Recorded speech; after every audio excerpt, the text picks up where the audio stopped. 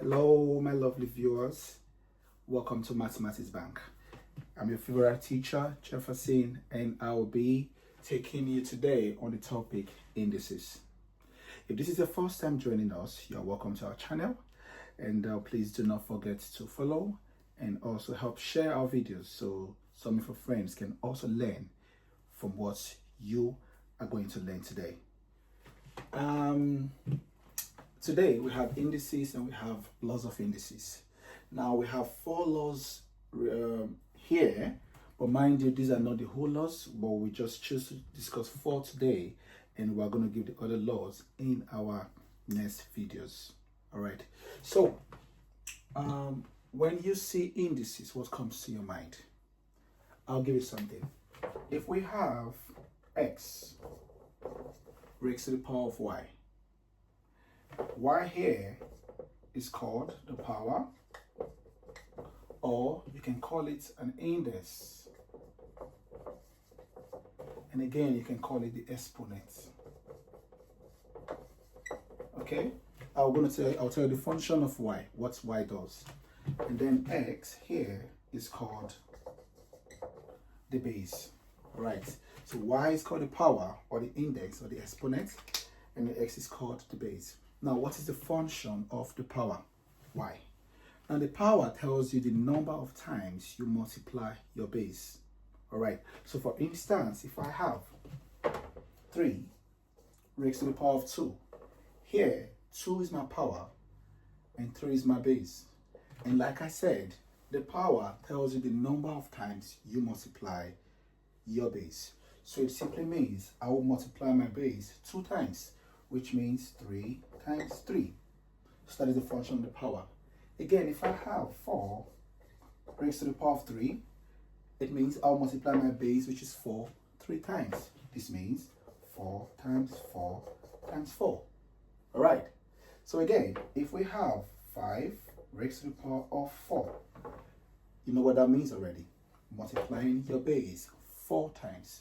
So that gives us 5 times 5 times 5 times 5 into 4 places. So you now understand what is the function of your power. So now that we know that this is the power and this is the base, and now that we know the function of power, let us go through some of the laws that we're going to be teaching today. Now we have number 1, number 2, number 3, and number 4. So when I finish explaining these laws, I will be giving examples so you can see how you can apply these laws in solving problems. Okay. Don't forget that your powers can either be positive or negative. All right. They can be positive powers or they can be negative number. For example, I can have x raised to the power of minus y, or I can have x raised to the power of y. Here, my power here is negative, and here, my power here is what? Positive. But like I said, these 4 laws that we have today are not the whole laws of indices, but just some. So sit back and relax. Okay, let us go to law 1. Law 1 says x raised to the power of m multiplied by x raised to the power of n. Now, 2 things you should know here. The powers are different. This is power m and this is power n, but something is the same, the base. The bases are the same. Now, whenever your bases are the same and you are multiplying, it doesn't matter if the powers are the same or the powers are different, it doesn't matter. But when you are multiplying and the bases are the same, it becomes x raised to the power of m plus n. What does that mean? Since we have same base, I will pick just one of the base, one of the x, which is this. And then your multiplication becomes what? Addition. So when you are timesing, you add the powers together. So for instance, if I have something like this, 3 raised to the power of 3 times 3 raised to the power of 4. Now, because the bases are the same, I'll pick one of the base, which is 3. And because I am multiplying, multiplication becomes addition. So I'm going to add the powers 3 plus 4. and that gives us 3 raised to the power of 7. That becomes the answer. Again, if I have 2 raised to the power of 5 times 2 raised to the power of 3 times 2 raised to the power of 4, it doesn't matter how many 2's we have.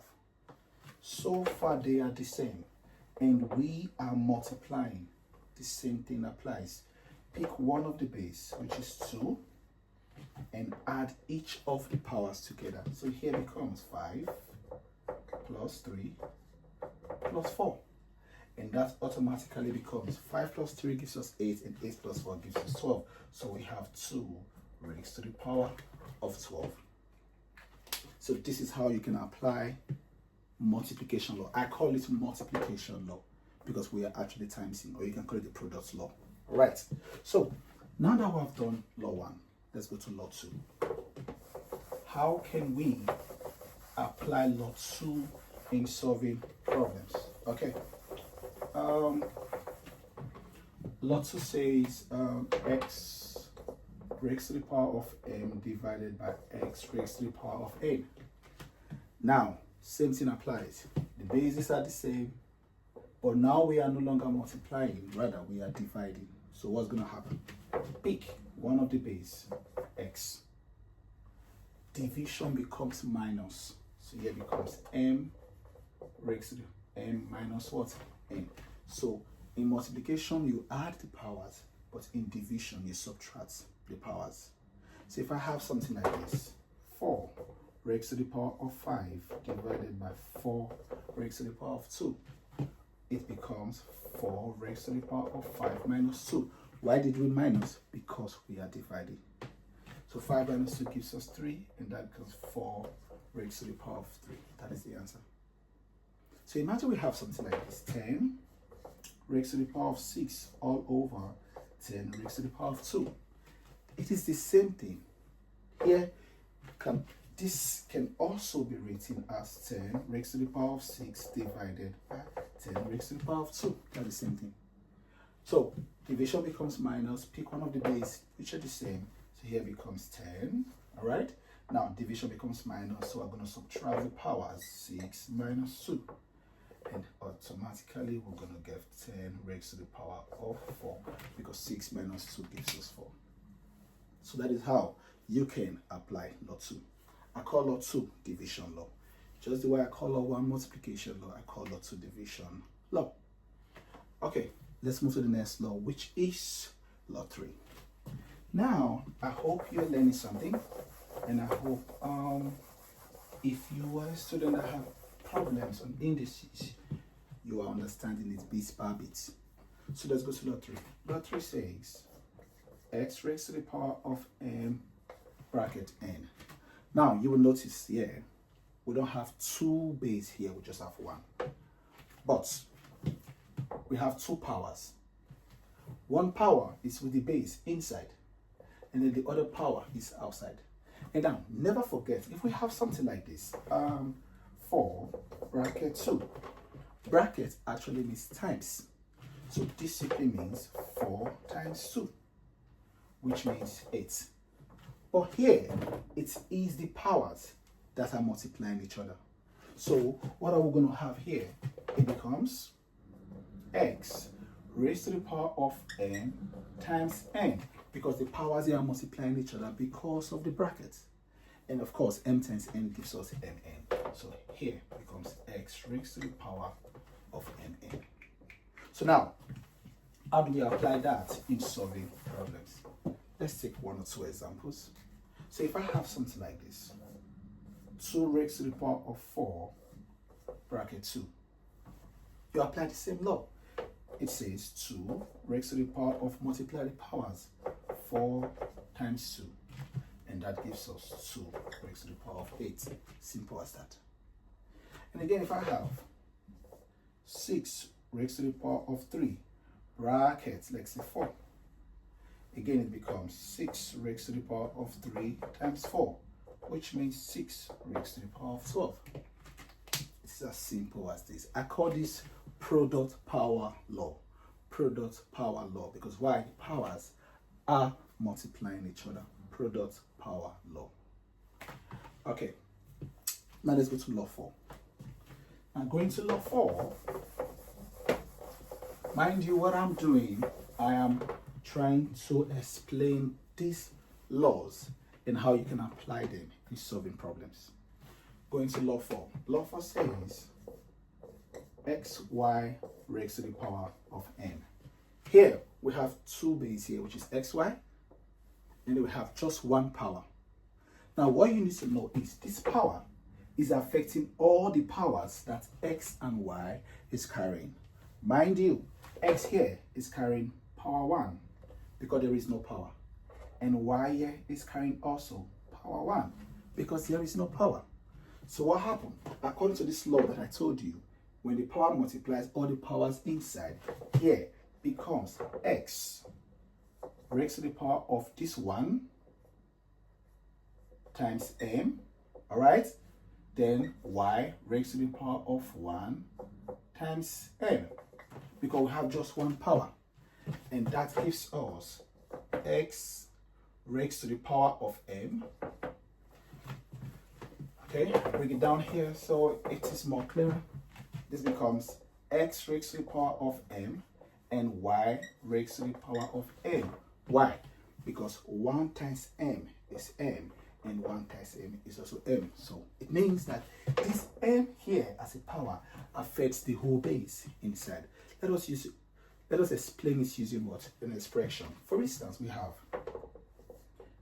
x raised to the power 3, y raised to the power 2, bracket 4. Example.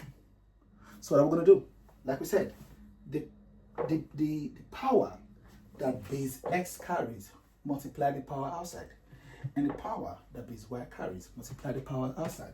So we're going to be having something like x raised to the power 3 times 4, which is outside, and then y raised to the power of 2 times 4, which is outside.